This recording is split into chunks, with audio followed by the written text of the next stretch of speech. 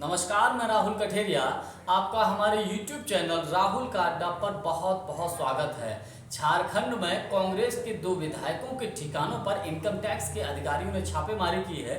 जैसे ही छापेमारी की तो स्वतः ही झारखंड की राजनीति में सरगर्मियां तेज हो गई। जेएमएम के नेताओं ने, कांग्रेस के नेताओं ने सीधा सीधा भारतीय जनता पार्टी के नेताओं के ऊपर आरोप लगा दिया कि भाजपा के नेताओं के इशारों पर ही कांग्रेस और जेएमएम के नेताओं को परेशान किया जा रहा है। ये आरोप कोई बेबुनियाद नहीं है। कहीं न कहीं इन आरोपों में दम भी नजर आता है।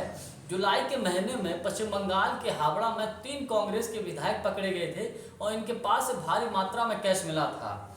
इन विधायकों के माध्यम से कांग्रेस के विधायकों को तोड़कर झारखंड में अच्छी खासी चल रही गठबंधन की सरकार को गिराने का प्लानिंग थी।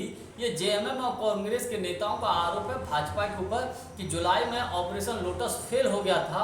तो उसी ऑपरेशन लोटस के फेल होने की वजह से खिसियानी बिल्ली खंबा नोचे, तो इन्होंने जानबूझकर अब जेएमएम और कांग्रेस के विधायकों को डराना और धमकाना शुरू कर दिया है सरकारी संस्थाओं के माध्यम से, इनकम टैक्स, सीबीआई और ईडी के माध्यम से, जिसका हालिया और ताज़ा उदाहरण है कि इनकम टैक्स के अधिकारियों ने कांग्रेस के 2 विधायकों को के ठिकानों पर छापेमारी की है।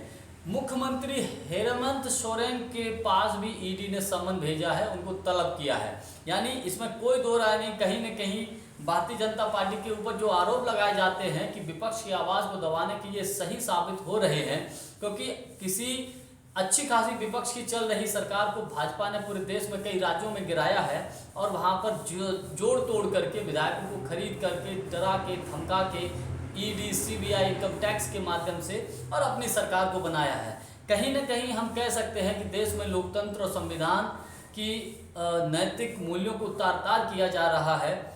देश में लोकतंत्र खतरे में है। झारखंड के मुख्यमंत्री शिबू सोरेन ने सीधा आरोप लगाया है और चेतावनी दी है, ईडी को धमकी दी है कि ईडी में अगर हिम्मत है तो उन्हें गिरफ्तार करके दिखाएं।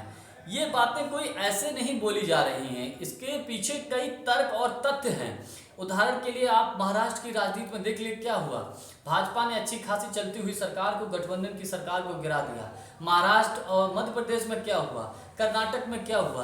कहने का मतलब कि जिन राज्यों में भाजपा की सरकार नहीं है तो उन राज्यों में वहां की सरकारों को गिराकर, विधायकों को खरीद कर, डरा के, धमका के, कैसे भी केन प्रकार उनकी सरकार को गिराओ, भाजपा की सरकार को बनाओ। प्रधानमंत्री मोदी जी अभी 2-4 दिन पहले राजस्थान में गए हुए थे आदिवासी सम्मेलन में और बड़ी बड़ी बातें की थी कि आदिवासियों के लिए हमारी सरकार बहुत काम कर रही है, हम भी काम कर रहे हैं। लेकिन प्रधानमंत्री मोदी जी से, भाजपा के नेताओं से देश में एक आदिवासी मुख्यमंत्री हजम नहीं हो रहा है। झारखंड में हेमंत सोरेन जी अकेले और इकलौते आदिवासी मुख्यमंत्री हैं।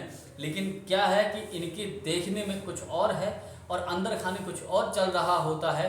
किसी भी प्रकार से विपक्ष की राजनीति को खत्म करो और देश में तानाशाही की शुरुआत करो और तानाशाही राज लेकर आओ। ये विपक्ष के नेताओं के आरोप हैं, सीधे सीधे भाजपा के नेताओं के ऊपर। और कहीं ना कहीं विपक्ष के नेताओं की बातों में दम भी लगता है। जानकारी यदि अच्छी लगी हो तो हमारे वीडियो को लाइक, शेयर और हमारे चैनल को सब्सक्राइब जरूर कर दीजिएगा। बहुत बहुत धन्यवाद। नमस्कार।